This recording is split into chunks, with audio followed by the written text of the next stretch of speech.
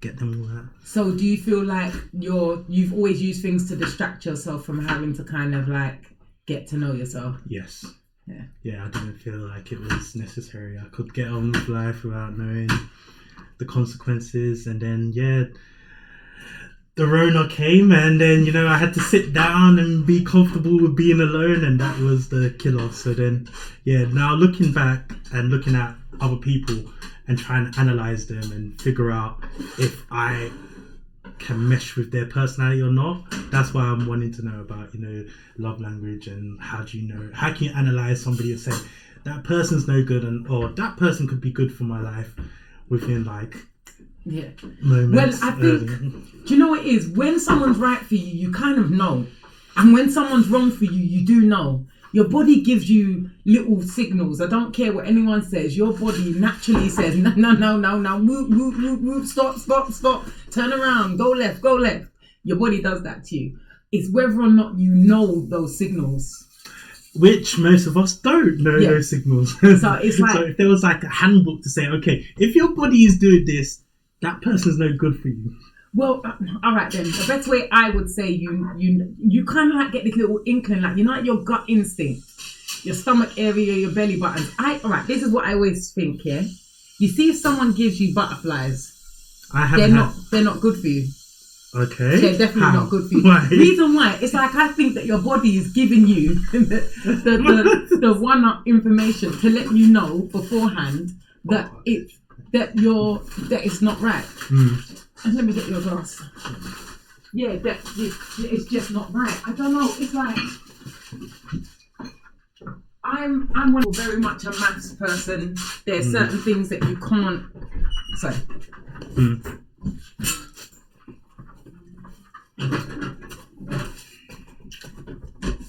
Glenn.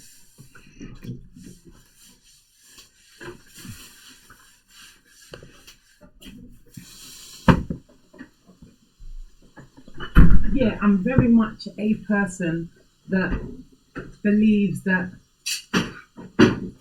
you know when someone's right for you and when they're wrong for you. No, go back to the butterflies. Right. Yeah. So the butterflies is like, if someone gives you butterflies, it's like your soul is telling you this is just gonna go wrong, and everyone gets that. Oh my God, they gave me butterflies. But do you know what it is? When I've spoken to everyone that I know, when I said, so when you met them, what was it like? Oh my God, they gave me butterflies.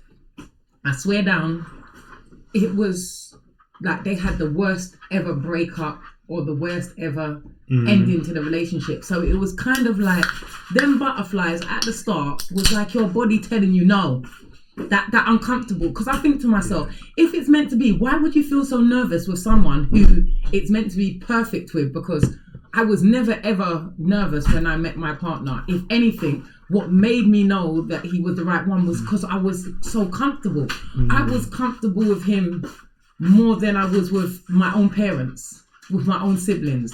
That's what made me know that he was the person for me, because I could be all of me. Like, I bared so much of myself so quickly that it was like, damn, like, you're gonna have to stick around because I like you. I can be myself. I don't have to put my mask. You know, everyone's got the little mask you have. Yes. My mask just was on the table straight away, and he got to meet me. Like, so when people would say certain things about me, in his head, he was like, no, that's not her, because I know the real her.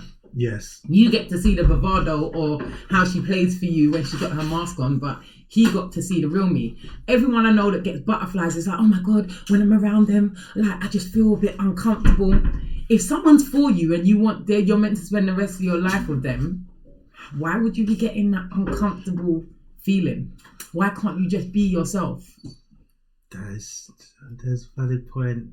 I've had an experience where I thought I liked somebody and I just couldn't talk to them. And I'm not a person that's shy. And I was like, this feels weird. But I forced myself to...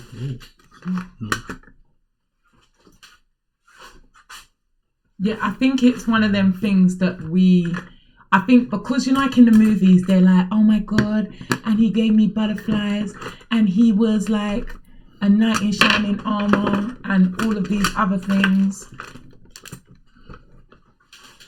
it was just like everyone goes along with the movies, innit? Like, you know, like it's like the telltale signs, like in a movie, he sweeps them off their feet, he comes along, they're like, oh my God, I've got butterflies, I can't concentrate. I don't know, like I never really thought about what I was wearing on my first date. I just rolled up, and like, if you don't like me the way I come, then we shouldn't really be together. Like, don't get me wrong, you get to that stage where you want to dress up for them, but I always think to myself, you should be able to be your like authentic self, because that's who, like, if we're gonna live together at some stage, you're gonna have to see me in my like warts and all. So let's get to the nitty gritty, innit? Like, yeah, unfortunately, a lot of people are not like that. I know, but I think that's why as well dating is such a hard like feat for so many people, because all right then, so I'm not single and I'm not dating, but it's like back in the days, you just met someone, you went on dates, meaning you didn't have sex, you went to the cinema, you went to go-karting, you did something so that you got to see their mannerisms out in public. Yeah. And then from then it was kind of like, all right, let me now introduce you to my family after so many dates, because then you want to see how they react around your family. And then like more or less the way that they react around your family, you go to like your aunties, I call the wise ones, they would always let you know, oh, that's a good one, that's a bad one, I'll get rid of it. They've always got something to say. And then that would help with the situation. But now it isn't. Everything's just about look. So everyone's going on the physical attraction, not realizing that when it really gets down to love, a physical attraction doesn't matter. You kind of fall in love with the soul. Yes. And the soul has nothing to do with how they physically look. Agreed. It's just now nobody gives it time. It's just like, that's the thing, you don't have time. It's so like, everything's just sex. And sex then makes everything difficult, because then people get lust and love mixed up. Yes. So the sexual thing is like, oh, it's a sexual energy, it felt so good, we was in bed, all of the rest of it, not realizing that. So what happens when you're not having sex? Because sex it releases all these chemicals into your head. Yeah. After you have sex, they all drop. And for a lot of men, this is what happens. They have sex. Oh, they're getting into it. It's all foreplay. They have sex, but then after sex, literally everything drops. And then they're back to their normal self. Yeah. Do you understand? Yeah. So a lot of men, after they've had sex, that's the so-called love done. Do you understand? For women, it's totally different. Women get more of a, oh my God, he's the one for me. I'm going to have sex, but not realizing that they've made a Prince Charming in their head. This human being that they want this man to fit into. He ticks so much of the boxes, but there's these few other boxes that he needs to tick. And then a lot of the time when they get the little red flags which tell them this person is not for me, they ignore it. Oh, maybe he'll change. People don't change. One thing I would like to tell everyone, the way someone comes to a default, people can learn new ways, but they never lose their old ways. Anyone can always revert back to the person they was before, but you can learn new ways. You understand? Okay. So it's like, that's why we always have that thing of like, oh my God, I'm healing, I'm growing, I'm growth. Is like a tree that's an apple tree will never not be an apple tree. But depending on how much sun it gets and how much like good the soil is, depends on how well the apple tree grows. But it's always going to be an apple tree. Do you understand? Yeah. And I think a lot of the time human beings forget that when you meet someone, there's a lot of their characteristics that are they're like core characteristics. They're just not going to change. They've been inbuilt in that human being from when they was 8 years old, and they're not going to lose them ways unless they want to, unless they want to work on them, unless they want to change them. But there isn't nothing that you can do as a human being to make someone else change. Yes, but the question is, the problem I have with that is that a lot of people say they want to change but don't change, like you were saying. They don't lose their character. when do you know to cut your losses? If somebody says I'm gonna change, or them change their habits, when do you just cut your losses and say you're not changing? It depends on how that person is affecting you, because some people's habits don't really have an effect on you personally, but if something that someone's doing is having a negative effect on who you are, and it's changing who you are and stopping you being who you are, then you have to cut your losses. But we say it so easy, like cut my losses. When you're entangled with someone, emotion, physical, all these different things that you've invested in a human being, just to cut and run isn't that simple. I would like to think it's that simple, and some people can. Some people are really cold, like I'm just deleting a number, that's it, I'm just deleting them all. Instant block and delete. But it's not that, because if you're a loving human being, you're always thinking about, but how are they going to feel? But they need me for this, or they was there for me for this. Do you understand? There's always them needs, and this is where I would say to people, if you're with someone because there's a need for them, that's kind of like a red flag that you should get out of the relationship, because when that need is met, that means that there's going to be no use of that human being once the need's met. Yeah. And I feel like, all right, I know this sounds bad, like, but for a lot of women, and maybe a lot of women are not going to like this when I say it, but for some women, you can't please a woman because there's always something else that she's seeking. Like, I think there's always that bit that is like, you can give them everything that they ask for. Okay, I want a house, I want a car, I want kids, I want marriage. But there will still be something else that once they've achieved all of that, they'll be looking like, well, now I want this. So it's like, a woman has to complete herself and make herself very, very content.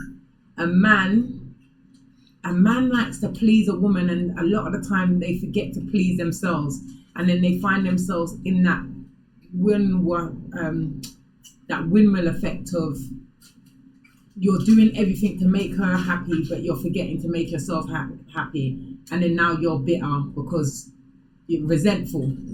I would say I know where you're coming from in that respect, but from a lot of the times is that we expect that if we can make the woman happy, we're gonna feel happy, because we haven't figured out what actually makes us happy. Yeah. And which nobody gets taught this, so that's the problem. I think that's what it is as well. I think girls get taught a lot of lessons. Well, I wouldn't even say girls. I felt like I got taught a lot of lessons because I got to sit with my mum around kitchen tables with loads of other women, and you get to hear all their stories and the things that are going on in their lives, and their man problems and children problems and bill problems and education, and like, you know, it was like so much that I learned sitting around kitchen tables watching my mum and her friends drink tea. Literally, I learned most of my lessons, looking after little cousins, learning how to, go make the bottle because your mum's sitting down with her friends, you're in the kitchen, go over there, make the bottle, go over there, clean the chicken. Everything was learned in the kitchen. Whereas I feel like for you as a little boy, you was always sent out. Yeah. Do you understand? Go out and play. So you've got this imagination that really and truly, like, you watch TV, it's put into your head, you see type of women, it's like, oh my God, I want that. But no one doesn't explain to you the intricate details of women, how complex they really are, but also how not knowing yourself will affect your relationship. Because girls are taught to know yourself. You've got to be empowered, be strong, make sure you stand up for yourself. Don't let him put his hands on you. There's so much advice that are given to little girls. Do you understand? But not that much advice is given to little boys. Like, some boys are lucky, they've got like older sisters that are around them, and as they're going through their relationships, because there's that closeness, they get that guide. But even that sometimes can be very toxic, because it's coming from a woman's point of view. Yeah. So it's going to be like, you don't know if there's that bit of jealousy, like, you know, where, oh, he's my brother, I don't want no one to talk to him, so they're always going to, oh, don't let her do that to you, don't let her do that to you, not realizing that, no, this is a part of you lot bonding and finding each other. I mean, like, men talking to their sons, telling them about the mistakes and how relationships work and the things that they've been through. Yeah. Okay. Let's